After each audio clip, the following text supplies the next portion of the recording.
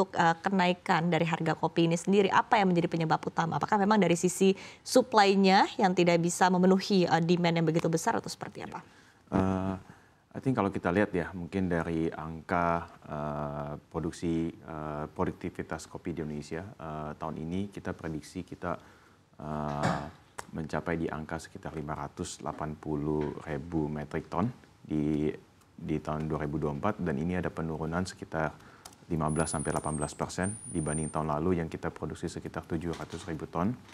Dan ini mungkin faktor utamanya adalah cuaca yang sangat ekstrim dan hujan keberlebihan di kota-kota, wilayah-wilayah produksi kopi terbanyak di Indonesia, kayak di Sumatera Selatan, Sumatera Utara, dan di Sulawesi.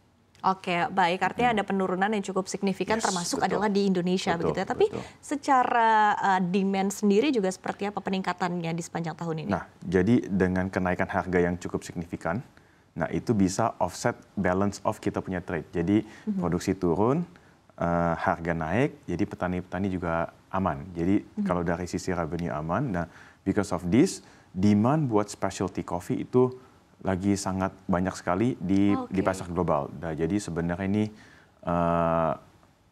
momen yang sangat penting dan buat Tokopedia Indonesia untuk gimana kita bisa naikkan produksi supaya kita bisa bersaing di pasar global. Oke, nah strategi untuk menaikkan produksi sendiri seperti apa? Karena kita ketahui ini kan akhir-akhir ini salah satu menjadi kendala adalah cuaca begitu. Betul, Nah ini betul. bagaimana strategi yang bisa dilakukan? Mungkin salah satu, mungkin bukan satu ya, mungkin there is a few factors yang kita bisa naikkan produksi adalah dengan menggunakan teknologi modern farming yang bisa diimplementasikan. Kita bisa baca prediksi cuaca dengan pakai sistem teknologi, irigasi sistem yang lebih unggul, dan juga kita bisa menanamkan bibit-bibit varietas unggulan. Misalnya yang gimana varietas ini bisa tahan dengan hama dan yang lain-lain. Oke, nah overall mungkin tadi kan dari Indonesia memang penurunan produksi terasa begitu, tapi mungkin ketika kita compare dengan negara-negara lain, negara penghasil kopi lainnya seperti misalnya Brazil, itu seperti apa penurunan yang terjadi pada negara-negara tersebut? Oke, mungkin kita kalau di dunia ada nomor 1 Brasil, Kolombia, dan Vietnam ya.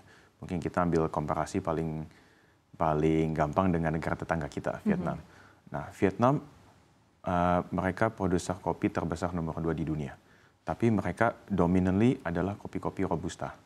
Nah, di Indonesia kita 80% Robusta, kita ada 20% Arabica.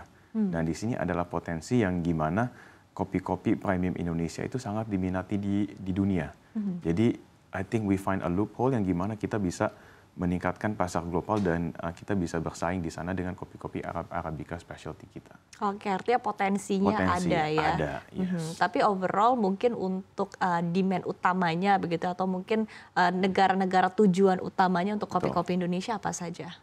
Kita ada Amerika, kita ada Mesir, dan Eropa. Dan China juga lagi up and coming, dan juga Jepang, Korea, dan Taiwan. Oke, apakah terlihat begitu dari sisi mungkin permintaan demand dari negara-negara tersebut? Betul, dari Amerika itu demand keep on coming ya.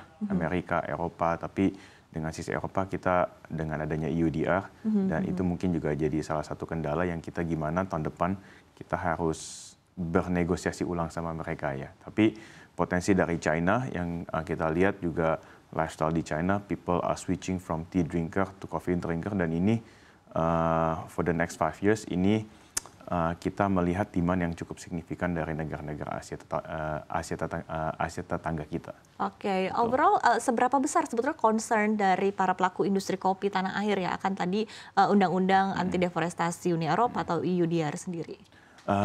Sebenarnya kita cukup concerning, kita tahu ada beberapa tetangga negara kita yang sudah comply atau sudah cukup siap, makanya kita di tahun depan I think ini momentum kita untuk bernegosiasi dan gimana kita bisa comply sama mereka juga. Dan untungnya juga kita ditunda 1 tahun ke depannya. So jadi kita banyak wait and see dan ngelihat apa yang kita harus lakukan. Oke, baik. Tapi strategi-strategi memang sudah disiapkan begitu. Apa saja disiapkan. mungkin sedikit bisa disampaikan?